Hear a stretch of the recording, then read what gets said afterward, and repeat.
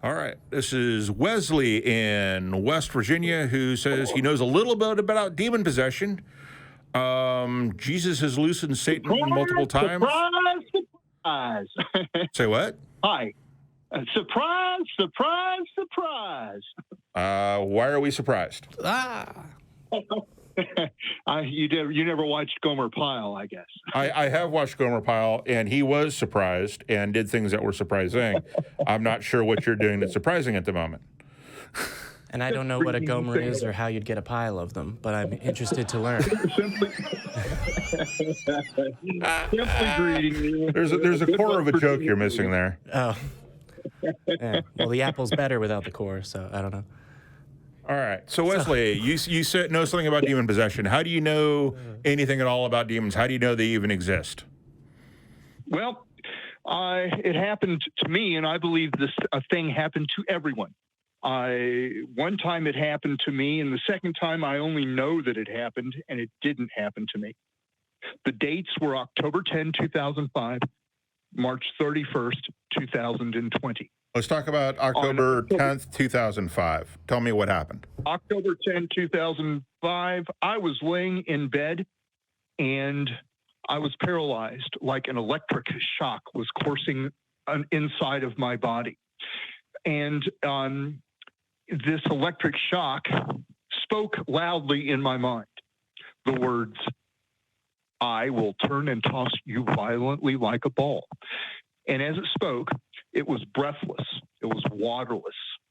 It was like I was a radio, and it was transmitting into my head, and I couldn't stop it no matter what I did. And I was paralyzed. Okay, I'm sorry for jumping in here. Just to clear, did you say waterless? Yeah, waterless, like a waterless cloud. What? It wasn't. Wait, it was, sorry. it The was voice like was? It was a fire, electricity. It felt like an electric shock. Okay, I really am just sort of. Yeah, I'm stuck on the waterless cloud. I don't know because what the cloud is by definition water. Well, that and then, like, if it's a voice, I don't know how a voice has water. I literally don't. I literally don't know what you mean. Does my voice have water? It's a poetic way that I describe. Oh, okay. It's you don't poetic. mean that it. Okay, can we leave the poetry out and stick to brass tacks? Because poets can describe a whole bunch of things in really, really interesting ways that are really, really cool, but they don't really have much to do sometimes with the reality of the situation. So you were lying in bed, you were paralyzed. There's a physical condition that we actually do as human beings when we fall asleep. Where we are in fact paralyzed, and sometimes we do hypnagogic sleep paralysis. It's I'm trying to remember the name. Hypnagogic sleep paralysis. It's just sleep paralysis. Yeah. So how did you eliminate sleep paralysis and you basically having a waking dream, as opposed to something supernatural? Well, I guess that's just what I say and what I believe. Simple as that. Okay, so you didn't actually try to eliminate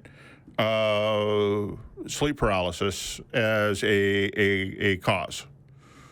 Well, I was paralyzed. I was in bed asleep when it happened. So if you want to call it sleep paralysis, that's okie doke with me. Well, this is an actual thing that you can be diagnosed with, and an actual thing that happens. And I've had it happen to me at least twice. Yeah, where I partially woke up and couldn't move. That's what a demon does.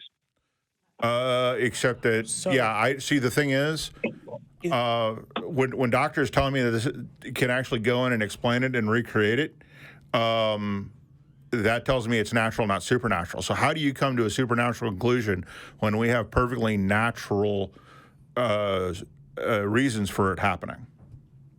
Okay. March 31st. No, we're sticking with October 10th. I need to know how you eliminated something we know happens naturally and has natural causes. How did you leap to a supernatural conclusion from that? I'm going to give you that conclusion. No, I want the method. I want the method. Sure. Let him give the method real quick. Okay, yeah. I think that's... He pulled a fire down from heaven.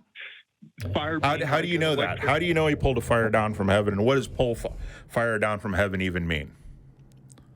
It is also written that out of the mouth of the Written dragon, where? out of the mouth of the false prophet, out of the mouth of the beast, I saw an unclean spirit. So where are you getting this from? Okay. Where is this written? It's written, I believe it's in Isaiah. Who cares what the Bible says? The Bible is the claim, not the evidence. Yeah. Bible claims all kinds of things we know aren't true, right? Burning bushes don't talk. Snakes don't talk. There's all kinds of really badly told fantasy elements in this book, and we're asking you for the method to say that no, this phenomena, sleep paralysis, which we know have natural explanations, how you came to a supernatural conclusion as the cause, Sure. and I want the methodology. Sure. I don't want you quoting the Bible at me because the Bible is irrelevant. What's your methodology? Sure. Well, I'll tell you what your god Satan told you. Don't tell the vision, and out of his mouth he vomited Allah. Oh, come on. You're not. No. We're going to meet you. We're going to meet you. Okay.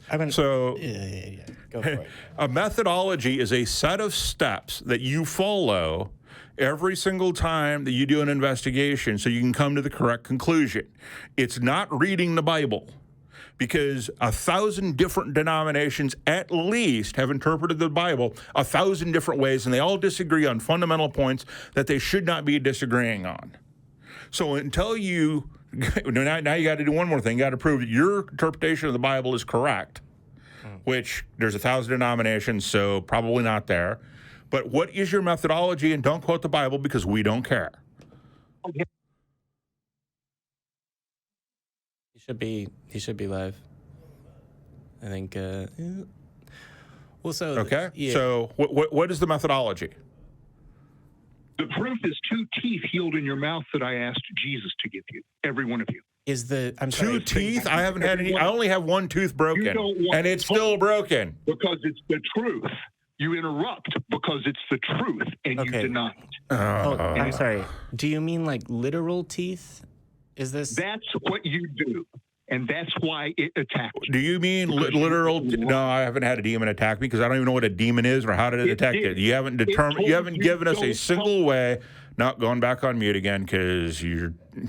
Please, let's focus on the methodology. What methodology did you use to come up with a supernatural reason for something we know has natural causes? What is that methodology? Did I tell you this? You were just on mute. Were you talking the entire time? He dropped. All right. Well, so my question was going to be, okay, so you've experienced sleep paralysis, and you've said that on such and such a date, it was a demon. Okay. Well, let's pause for a moment and say, how did you eliminate that as an alternate explanation? Not of all sleep paralysis. Let's just start with yours, which is if it's possible for human beings to experience paralysis, is the only way that ever happens demons? That's the only explanation that ever happens? Or sometimes the organs and organ systems in the human body, neurology and brain, etc., have some issue that causes paralysis. Or it could also be caused by demons. And if you get to the hey, people can die in multiple ways, people can fall asleep for multiple reasons, people could experience sleep paralysis for multiple reasons, what did you do to determine which of the possible explanations we could know of, not to mention all of the possible explanations that we don't necessarily know of? What did you do to eliminate those? But I don't think we were going to get there. I think he was probably going to quote Isaiah at least once more. Yeah, I think he was preaching at us rather than attempting to have a conversation. So,